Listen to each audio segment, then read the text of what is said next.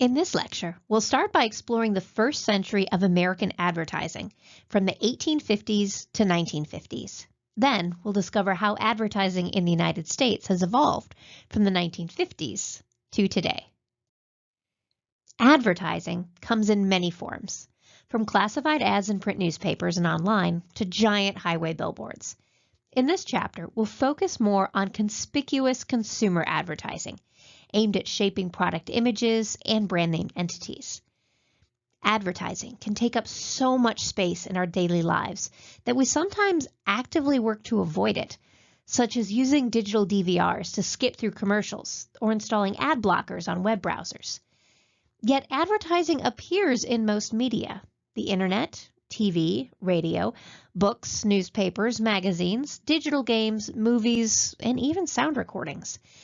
It's the economic glue that holds media industries together, as without advertising, most media businesses would either fold or be forced to drastically alter their business models. Luckily, the advertising industry is growing, with global advertising on track to hit $563 billion in 2019. Before the Industrial Revolution, most Americans lived in isolated communities and produced much of what they needed themselves. What clothes, tools, and food they couldn't make for themselves was traded with those who could. There were few products for sale, so advertising products simply wasn't necessary. The Industrial Revolution began linking American villages and towns via the railroad, telegraph, and new print media. Merchants such as patent medicine makers and cereal producers wanted to advertise their products in newspapers and magazines, like this 1950s ad for Beecham's Pills, a laxative that apparently makes life worth living. Beecham would become a household name, with the pharmaceutical giant merging with SmithKline in 1989 and now operating under the name GlaxoSmithKline. The first national ads showed sellers the need to differentiate their products from competing goods, inspiring more businesses to use advertising to increase sales. The desire to place national ads led to the creation of advertising agencies to manage these deals. The first American advertising agencies were newspaper space brokers, individuals who purchased space in newspapers and then sold it to various merchants. Newspapers, who were accustomed to advertisers paying their bills late, or not at all, welcomed space brokers who paid up front. Brokers typically received a volume discount of 15 to 30%, selling ads at the going rate and profiting the difference. The first full-service modern ad agency was established by N.W. Ayer in Philadelphia in 1869. Instead of working for the newspapers, the agency worked for the companies or clients that purchased the advertising. Ayer helped develop, write, produce, and place ads in selected newspapers and magazines. In exchange, the agency collected a fee to cover the price of each ad plus a 15% commission. The more ads an agency placed, the more money it earned. Ayer was in business until 2002 and created such iconic advertising slogans as "Be All You Can Be" for the U.S. Army and "A Diamond Is Forever" for De Beers, which was named the advertising slogan of the 20th century by Advertising Age magazine. In the mid-1800s, most manufacturers sold their products directly to retail store owners, often in bulk. Stores would set the price and sell these goods, be it clothing or cereal, in large barrels or bins, so customers had no idea who made them. This changed when manufacturers began using newspaper ads to create brand names, differentiating both their offerings and the company's image in the minds of retailers and consumers, even if the goods were basically the same. One of the earliest brand names, the Quaker Milk Company, used an image of William Penn, the Quaker who founded Pennsylvania nearly 100 years earlier, to project a company image of honesty, decency, and hard work. Swayed by advertising, consumers began asking for certain products by name, and retail stores felt compelled to stock the desired brands. This enabled the manufacturers, not the retail stores, to begin setting their own prices for goods, confident their branded items would sell better than the store's anonymous bulk goods. Excited by advertising's power to differentiate their products, patent medicine makers invested heavily in print ads. These so-called medicines were mostly water, along with grain alcohol, cannabis, cocaine, or laxatives. They may not have cured what ails you, but they could certainly make you feel good.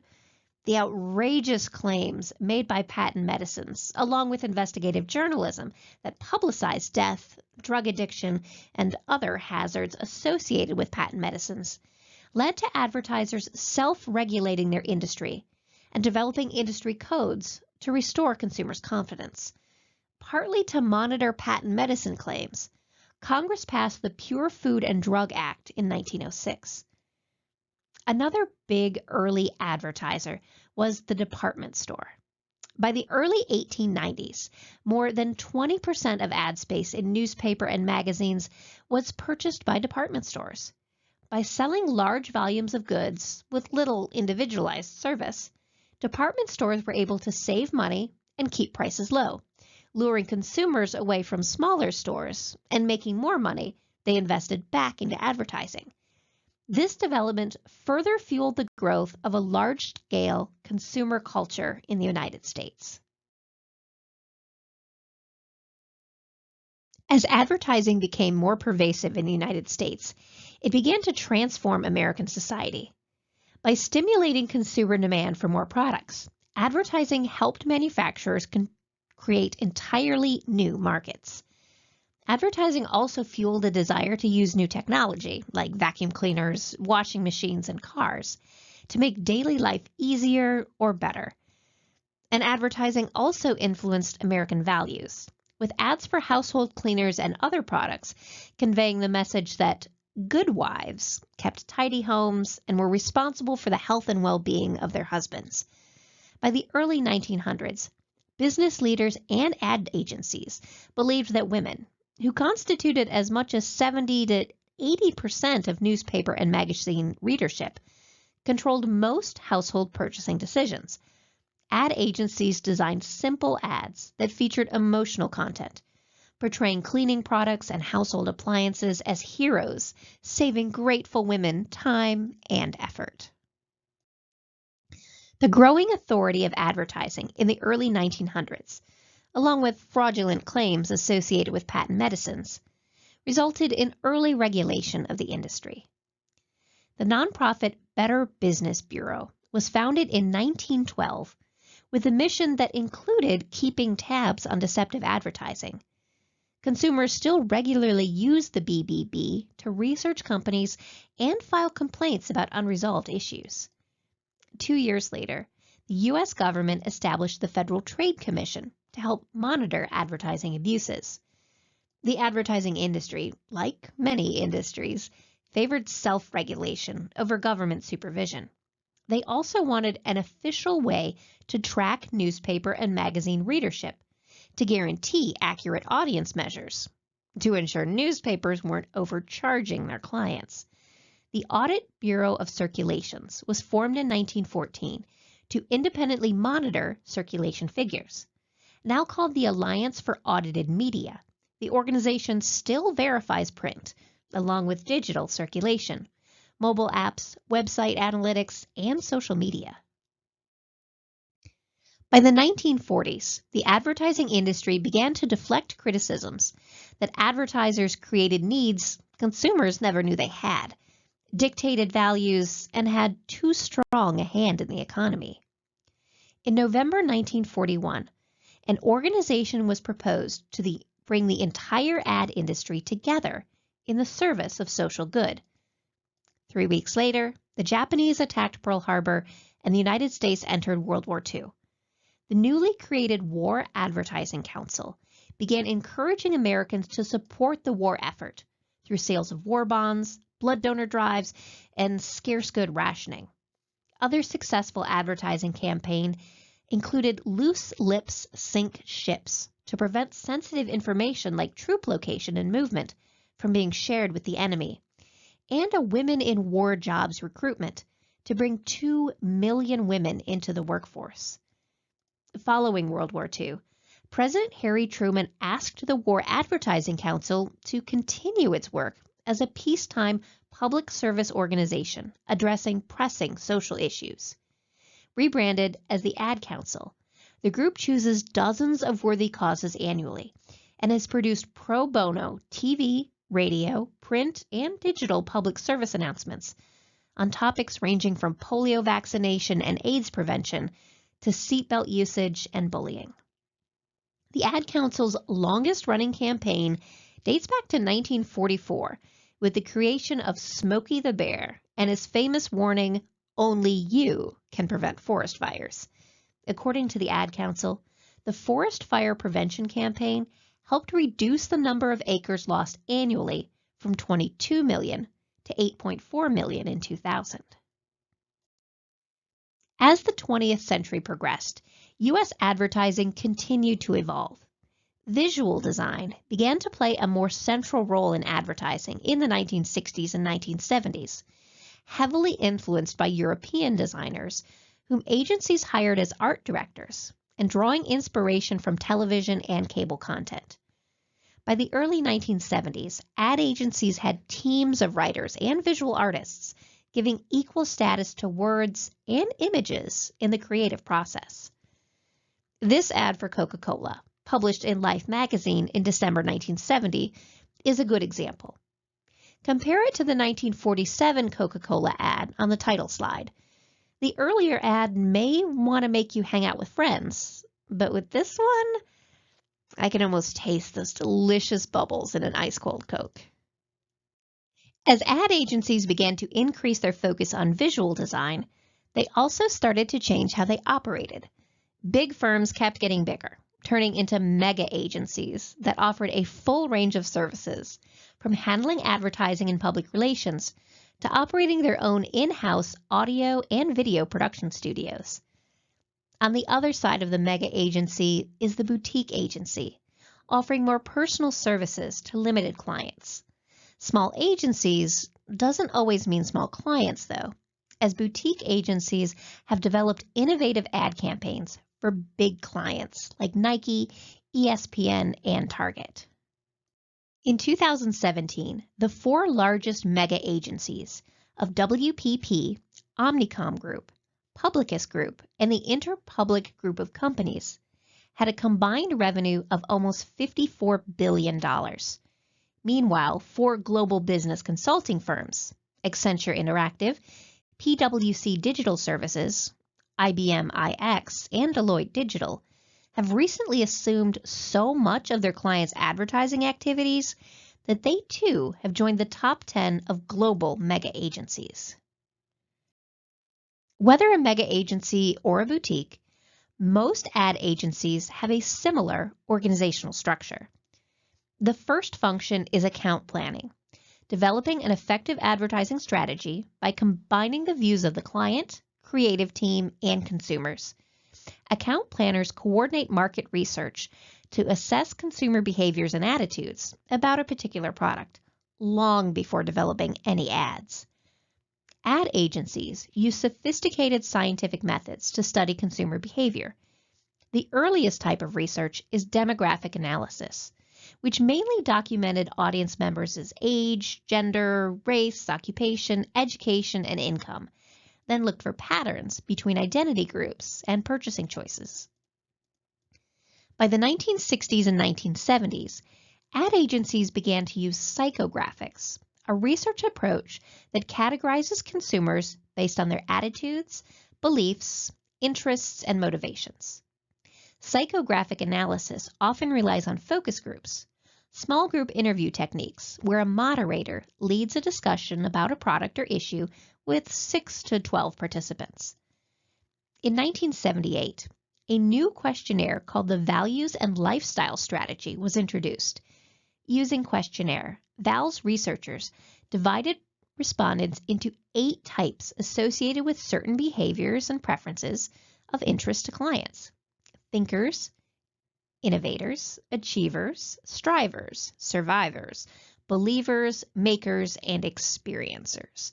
For example, an automaker considering which vehicle models to advertising during which types of TV shows might be told that achievers watch a lot of sports programs and prefer luxury cars, whereas thinkers enjoy TV dramas and documentaries and like minivans and hybrids. A second function of an agency is creative development. This is the nerve center of the advertising business, made up of teams of writers and artists. Creative development includes storyboarding ads for video production by making a comic strip version of a proposed advertisement. For digital media, the creative team may develop websites, interactive games, and social media campaigns. A third function of ad agencies is media coordination, the planning and placing of advertising. Media buyers find the media best suited to bring the client's ads to the target audience. A company like Procter & Gamble, always among the world's top advertisers, showcases its household products on TV shows viewed primarily by women, who still do most of the household cleaning and shopping. Ever wonder why you might see the same TV commercial multiple times during a 30 or 60-minute program? That's called saturation advertising, in which ads are repeated both within the same medium and across multiple media, such as TV, radio, and billboards, to keep their brand name top of mind for consumers. Finally, an ad agency's account executives are responsible for bringing in new business and managing relationships with established clients, including overseeing project budgets, media research, creative work, and media planning.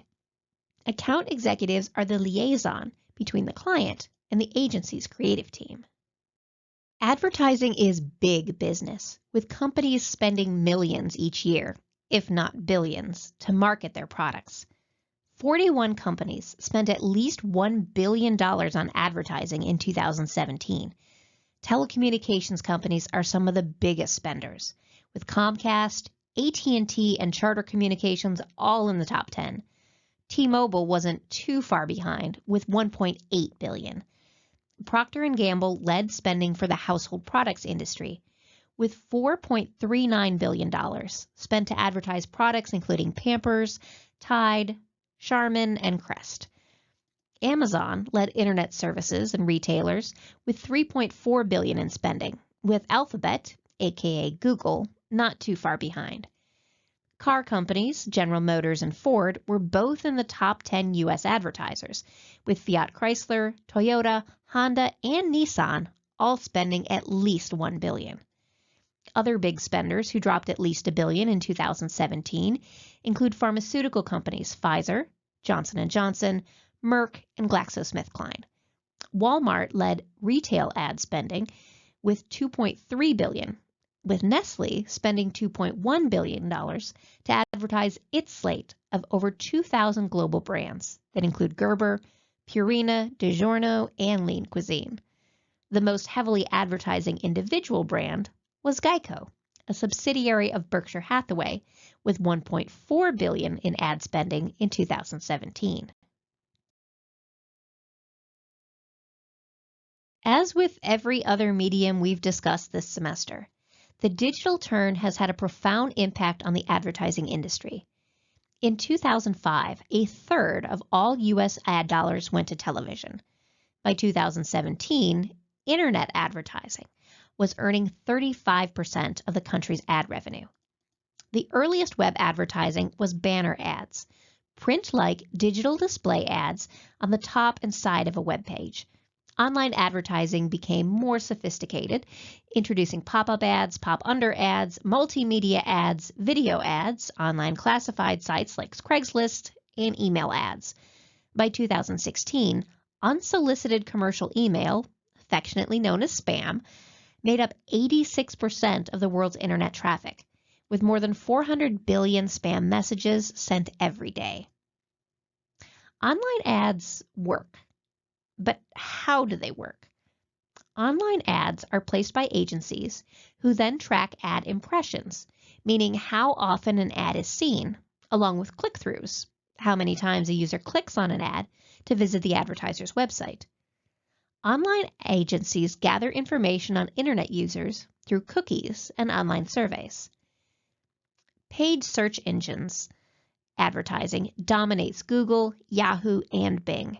The search engines themselves have turned into online advertising companies, selling sponsored links associated with search terms and distributing online ads to affiliated web pages. At the start of the digital turn in 2001, Google earned $70 million in ad revenue. 5 years later, it was $10 billion and more than $95 billion by 2017. Ads delivered on mobile devices have also exploded as a growth industry. By 2012, mobile share of internet advertising was 11%.